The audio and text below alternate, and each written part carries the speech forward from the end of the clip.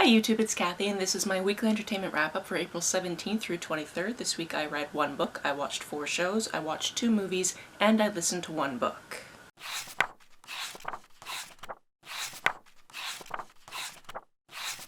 First this week is the first book that I read for the 40 Before 40 TBR, which if you don't know what that is, I will link that video down below. Essentially, I am turning 40 in just less than 4 years, and I decided to put together a TBR to complete before that happens.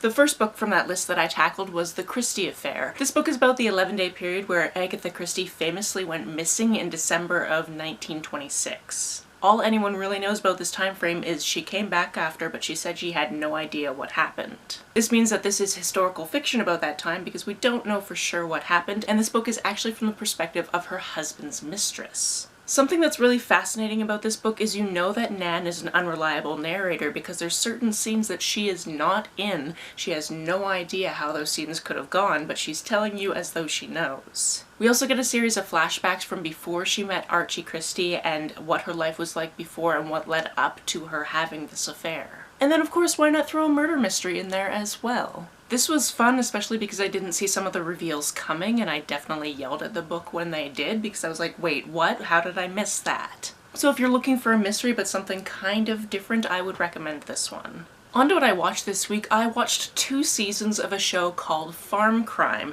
This is a true crime series, but instead of being about murders and missing people, this is about people stealing livestock and blueberries and bees. This is a documentary series put on by CBC Gem, and every documentary is about 15 minutes long, which is why I was able to watch 2 seasons, which I think only have about 6 episodes each, pretty much in one night. I think I spread this over 2 nights. And wholesome isn't the right word because we're still talking about crimes, and yet this felt so wholesome. 1, because the cinematography was just beautiful, and then 2, because you have these people just talking about, you know, their fancy pigeons getting stolen and how they got them back and things like that. It's that whole meme of tell me something that's not wholesome but feels like it. If you're in Canada, you can view this through the CBC Gem app. If you're outside of Canada, it probably doesn't work, but I obviously don't know. I also watched the entire first season of Is It Cake? I put it on, I thought I was just gonna listen to it in the background while I did some cross-stitch, and then suddenly it was 1:30 in the morning and the winner was just announced, and I was like, wait, why am I still awake right now? This is a fun reality baking show where the bakers are meant to make something that looks like something that's not cake,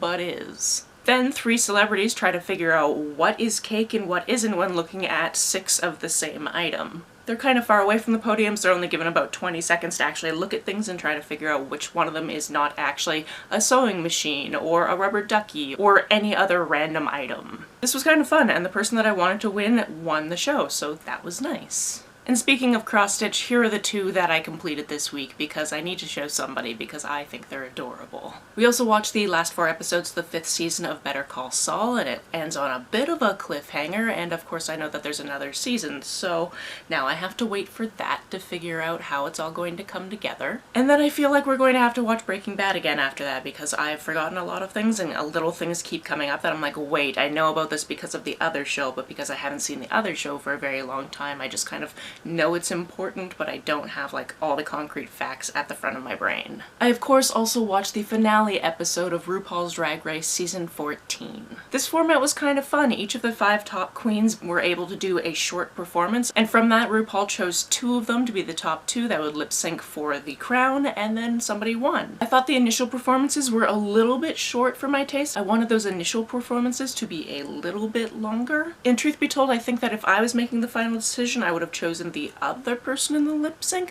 but it was so close that I totally am fine with who won. I wasn't able to pick between any of these queens, so I am obviously happy for who won. This week we also watched Shaun of the Dead because that's just a movie we put on when we don't want to think about what we watch because it's great. If you've never seen it before, it's a 2004 zombie movie out of the UK. It's brilliant. I love it every time I watch it. And my particular favorite moment is when Nick Frost rewinds the camera.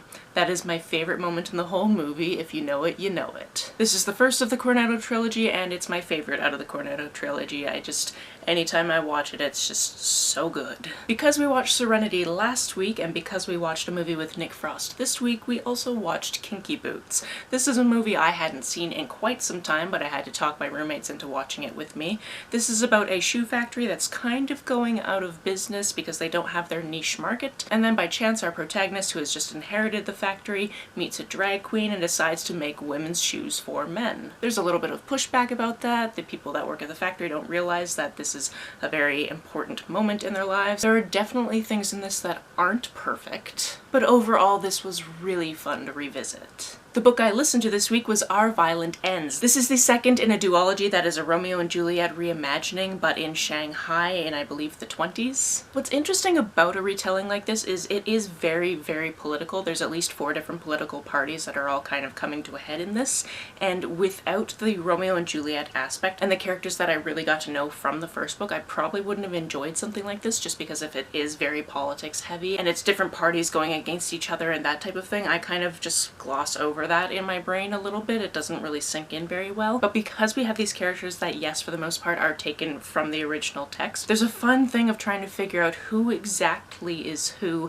and then how they differ from the original. Being the second in the duology, obviously there's not too much I can talk about besides I thought this was a solid ending to the duology, so if you've only read the first one and you're wondering if you should pick up the second one, I would do it. That's it for this week. If you've read, watched, or listened to any of these, let me know about it down in the comments below. On the way down to the comments, if you hit that subscribe button, that would be very nice of you. If you don't feel like leaving a comment but want to make sure that I know you were here, just leave me an emoji or a smiley face if you happen to be on your keyboard.